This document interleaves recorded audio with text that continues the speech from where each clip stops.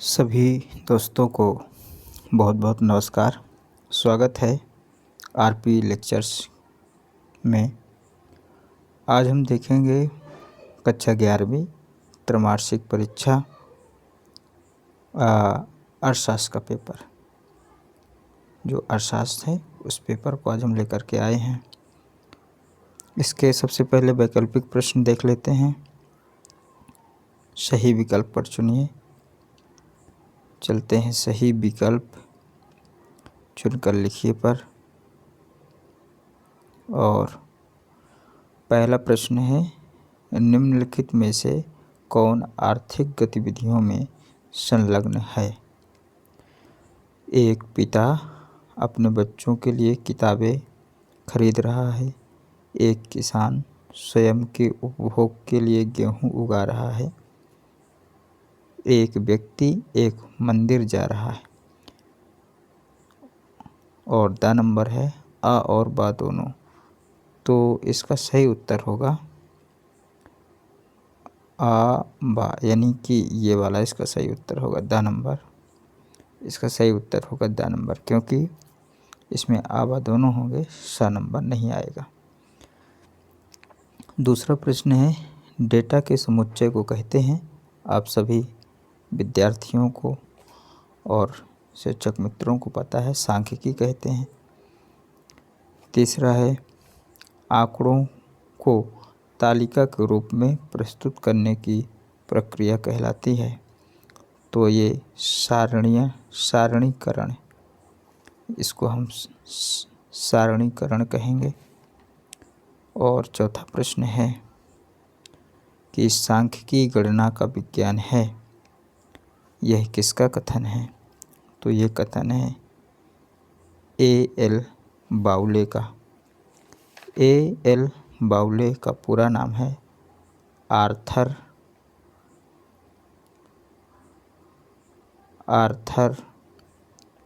लेओ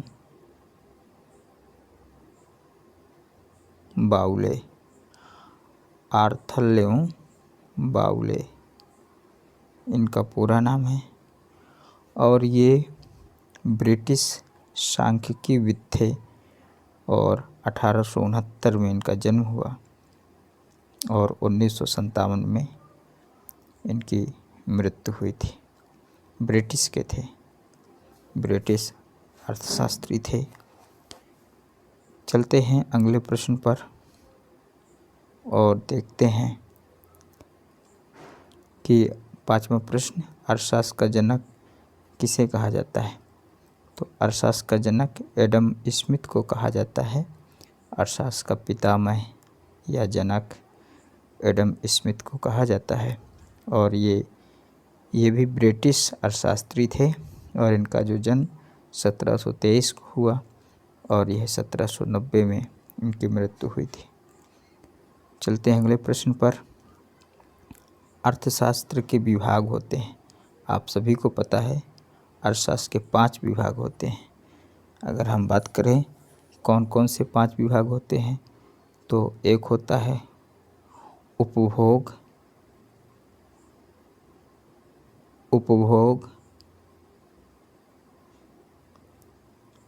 दूसरा उत्पाद, तीसरा वितरण,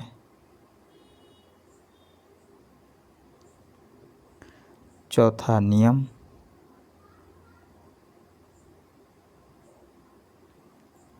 पांचवा लोक वित्त।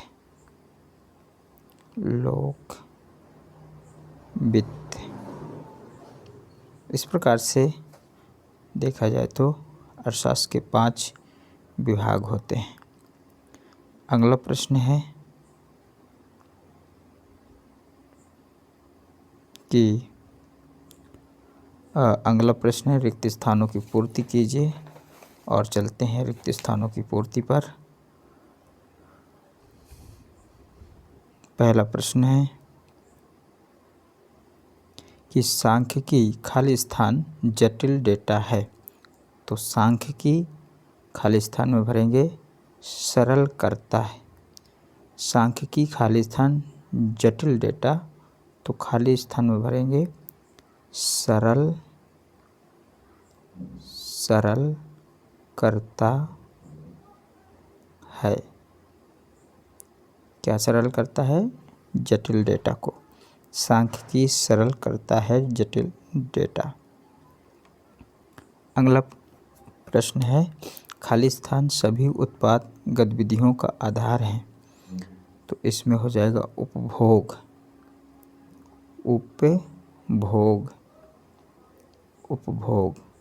उपभोग सभी उत्पादन गतिविधियों का आधार माना जाता है। सांख्यिकी आंकड़े खाली स्थान कारणों से प्रभावित होते हैं। तो ये बहु कारणों से प्रभावित होते हैं, बहु कारणों से।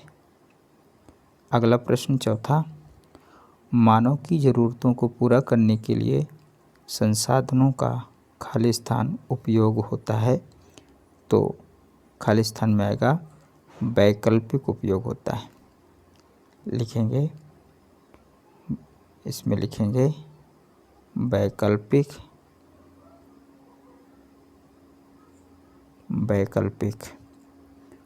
उपयोग होता है चौथा में। पाँचवा, स्थानीय वर्गीकरण में खाली स्थान वर्गीकृत चर बन जाते हैं। तो क्या बन जाते हैं? लिखेंगे स्थान बन जाते हैं। इसमें लिखेंगे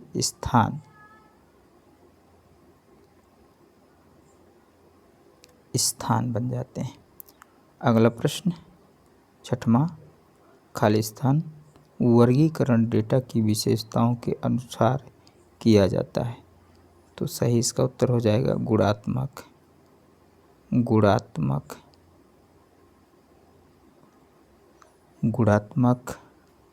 वर्गीकरण डेटा की विशेषताओं के अनुसार किया जाता है। और अगला प्रश्न पे चलते हैं, सातवें पे। खाली स्थान विधि छोटे आकार की जनसंख्या के लिए उपयुक्त है। कौन सी विधि? जनगणना विधि। लिखेंगे जनगणना विधि छोटे आकार की जनसंख्या के लिए उपयुक्त है। अब चलते हैं अगले प्रश्न क्रमांक 3 पर।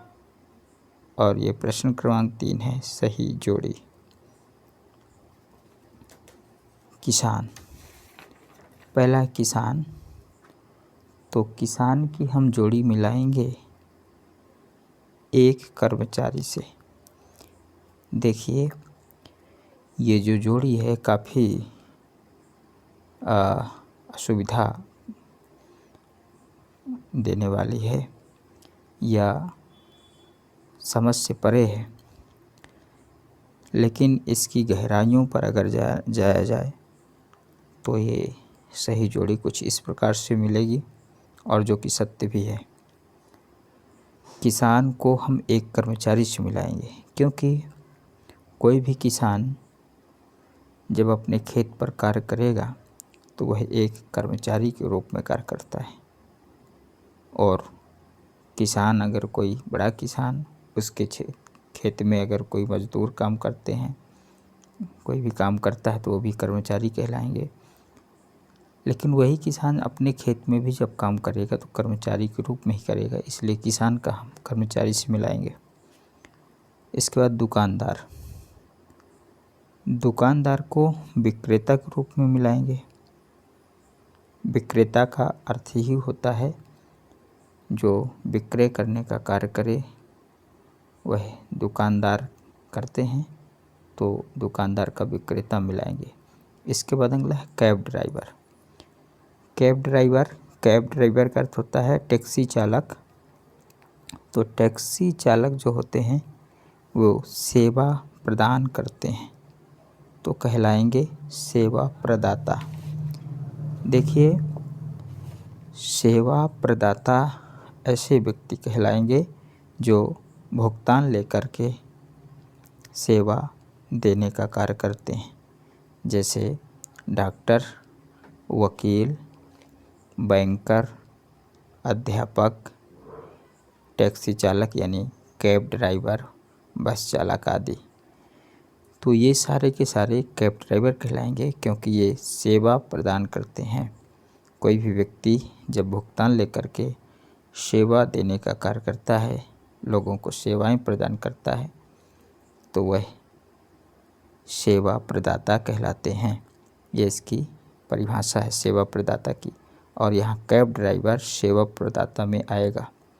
इसके बाद एक बहुराष्ट्रीय कंपनी निर्माता में, इसका हम मिलाएंगे सेवा धारक में, इसको मिलाएंगे सेवा धारक। अब सेवा धारक क्या है? तो अगर कोई व्यक्ति नौकरी करता है तथा अपनी सेवाएं उत्पादन के कारक के रूप में देता है और वेतन या पारिश्रमिक प्राप्त करता है, वह सेवाधारी या सेवाधारक कहलाता है। तो यहाँ पास जो कंपनियाँ होती हैं, कंपनियों में ऐसे व्यक्ति ही काम करते हैं जो उत्पादन के कारक के रूप में काम करते हैं और बदले में पारिश्रमिक या वेतन प्राप्त करते हैं। तो यहाँ बहुराष्ट्रीय कंपनी निर्माता का जो सही जोड़ी होगी वो होगी सेवा धारक के रूप में। मोड को हम बहुलक कहते हैं हिंदी में, और मोड को मिलाएंगे उच्चतम आवृत्ति में। मोड को मिलाएंगे उच्चतम आवृत्ति में। मोड यानी बहुलक, बहुलक उच्चतम आवृत्ति ही कहलाती है, जिसे हम बहुलक कहते हैं। और चलते हैं अगले प्रश्न पर, और अगला प्रश्न है माध्यिका। तो माध्यिका का मिलाएंगे मध्यतम पद में, क्योंकि मध्य मान ज्ञात करना होता है। मध्य पद ज्ञात करने के लिए हम माध्यिका का सूत्र लगाते हैं, और माध्यिका जो होती है उसको मध्य पद को ही माध्यिका कहा जाता है, ऐसे आप समझिए। तो ये हम इसको इस प्रकार से जोड़ी को मिलाएंगे। काफ़ी कठिन जोड़ी आई थी 11 के बच्चों के लिए, इसी प्रकार से 12वीं के बच्चों के लिए भी जो जोड़ी है वो काफ़ी कठिन आई है। चलिए आगे बात करते हैं सत्य असत्य पर। सत्य असत्य, सत्य असत्य में अगर बात करें तो सभी मात्रात्मक जानकारी सांख्यिकी है, तो ये हमारा प्रश्न असत्य हो जाएगा। इसको असत्य करेंगे। सभी मात्रात्मक जानकारी सांख्यिकी नहीं है। सांख्यिकी आर्थिक समस्या का समाधान करती है, सत्य है। आंकड़ों की व्याख्या सांख्यिकी अध्ययन का अंतिम चरण है, यह भी सत्य है। वितरण एक आर्थिक गतिविधि है, ये भी सत्य है। और अंकगणितीय माध्य केंद्रीय प्रवृत्ति का सबसे अधिक इस्तेमाल किए जाने वाला माप है, तो ये भी सत्य है। और अंकगणित माध्य एक स्थिति मान है, तो ये असत्य है। पहला और छठा असत्य, बाकी बीच के चारों सत्य हैं। एक वाक्य के उत्तर में चलते हैं और देखते हैं कि एक वाक्य के उत्तर में क्या आएगा। पहला प्रश्न है, अर्थशास्त्र जीवन के सामान्य व्यवसाय में मानव जाति का अध्ययन है। यह परिभाषा किसके द्वारा दी गई है? तो ये जो परिभाषा है वो अल्फ्रेड मार्शल की है। तो इसमें लिखेंगे अल्फ्रेड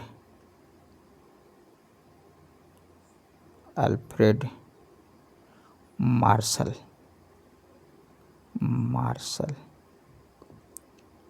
अगला है, किस प्रक्रिया में कच्चे माल को उपयोगिता वाले अंतिम उत्पादों में परिवर्तित किया जाता है? इसका सही उत्तर होगा उत्पादन। दूसरा का सही उत्तर होगा उत्पादन। और तीसरा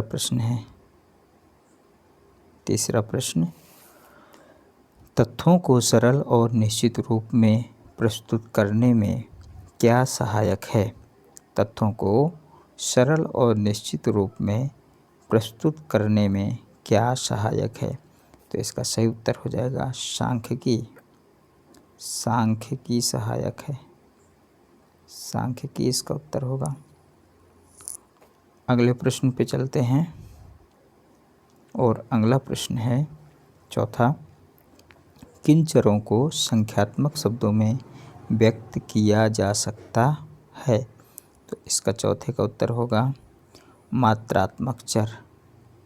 मात्रात्मक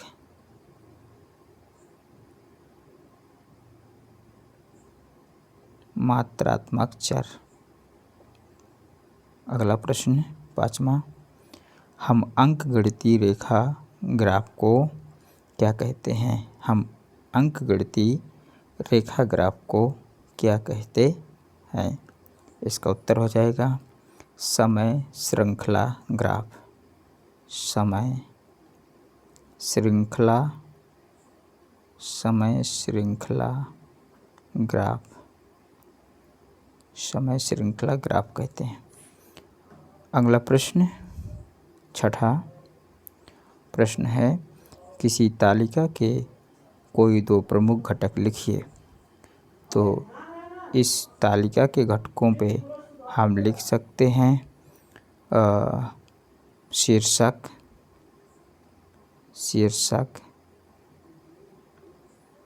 कैप्शन,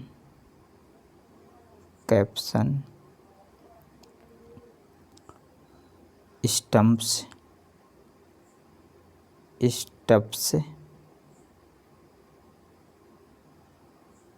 और इसी प्रकार से फुटनोट आदि हम इसके घटक बता सकते हैं। तो इसके हमको दो घटक लिखने थे, हम इनमें से किसी को भी दो घटक के रूप में लिख सकते थे।